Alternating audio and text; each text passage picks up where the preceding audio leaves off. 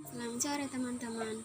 Pada video kali ini saya akan menjelaskan materi tentang konsep hipotesis. Dan saya minta teman-teman agar jangan lupa like, komen, dan subscribe channel YouTube saya. Yang pertama, konsep hipotesis. Menurut Kierkegaard, hipotesis ditafsirkan yakni sebagai dugaan terhadap hubungan antara dua variabel atau juga lebih. Sedangkan menurut Subjana, dia mengartikan hipotesis ini adalah asumsi ada juga dugaan tentang suatu hal yang dibuat untuk dapat menjelaskan hal itu, yang sering dituntut untuk bisa melakukan pengecekan. Dari definisi dua ahli di atas, bisa kita simpulkan bahwa hipotesis ini merupakan sebuah jawaban atau dugaan sementara yang harus diuji kembali kebenarannya itu melalui penelitian ilmiah. Hipotesis kerja atau hipotesis alternatif ini merupakan suatu hipotesis yang dirumuskan untuk dapat menjawab permasalahan itu tentu dengan menggunakan teori-teori yang relevan dengan masalah penelitian serta juga belum berdasarkan fakta dan juga dukungan data yang nyata di lapangan. Secara statistik, hipotesis tersebut diartikan sebagai pernyataan mengenai suatu keadaan populasi atau parameter yang akan diuji kebenarannya itu dengan berdasarkan data yang diperoleh dari sampel penelitian. Dengan demikian, di dalam perhitungan statistik yang diuji ini ialah hipotesis nol.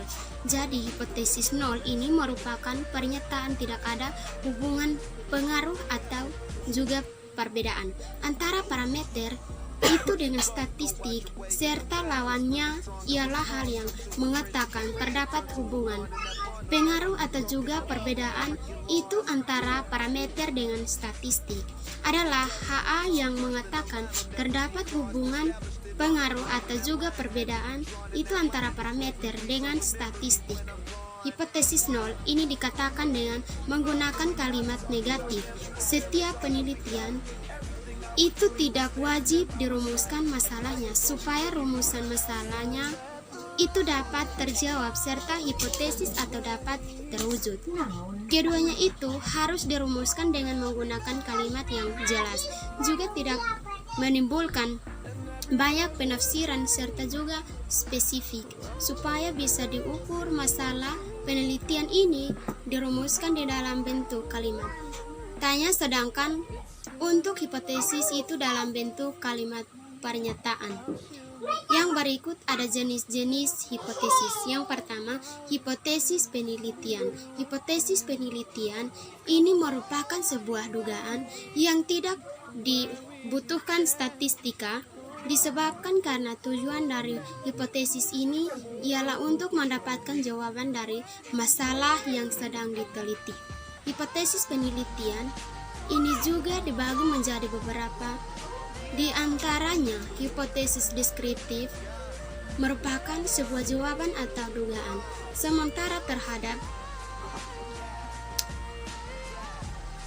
sampel di dalam suatu komunitas yang di dalamnya itu terdapat beberapa kategori yang berbeda. Yang berikut, hipotesis komparatif merupakan suatu dugaan sementara pada suatu rumusan masalah yang mempersoalkan mengenai suatu komparatif atau perbandingan antara dua sampel atau juga lebih. Yang berikut, hipotesis asosiatif merupakan berbagai dugaan sementara terhadap suatu asosiasi atau hubungan antara dua variabel atau juga lebih di dalam suatu untuk penelitian. Hipotesis komparatif ini juga dibagi lagi menjadi dua bagian.